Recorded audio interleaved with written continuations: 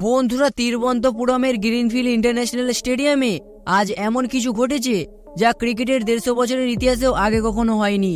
হ্যাঁ বন্ধুরা, নিউজিল্যান্ডকে শেষ টি-20-তে একতরফাভাবে হারিয়ে ভারতীয় দল শুধু সিরিজ জেতেনি, বরং বদলে দিয়েছে বিশ্ব ক্রিকেটের ইতিহাস।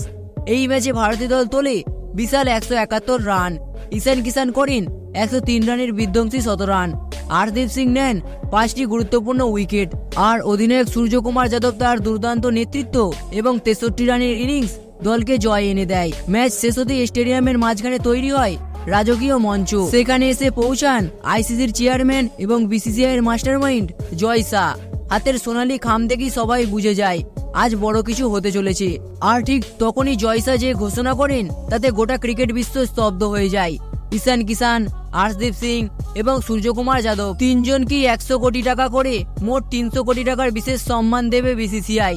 এই ঘোষণা শুনেই মাঠে থাকা খেলোয়াড়দের চোখে জল, আর অস্ট্রেলিয়া, ইংল্যান্ডের মতো বড় বড় ক্রিকেট বোর্ডগুলির কপালে চিন্তার ভাঁজ। ক্রিকেটের ইতিহাসে এই প্রথম কোনো বোর্ড এত বড় অঙ্ক নিজের খেলোয়াড়দের সম্মান জানালো।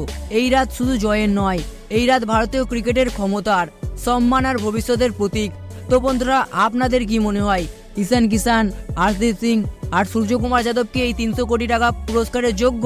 কমেন্ট বক্সে লিখে জানাবেন আপনার মূল্যবান মতামতটি। তো বন্ধুরা, ভিডিওটা দেখে যদি একটু ভালো লাগে থাকে তাহলে ভিডিওটিতে অবশ্যই একটি লাইক করে দেবেন এবং চ্যানেলটিতে নতুন হলে অবশ্যই চ্যানেলটি সাবস্ক্রাইব করে দেবেন। ধন্যবাদ।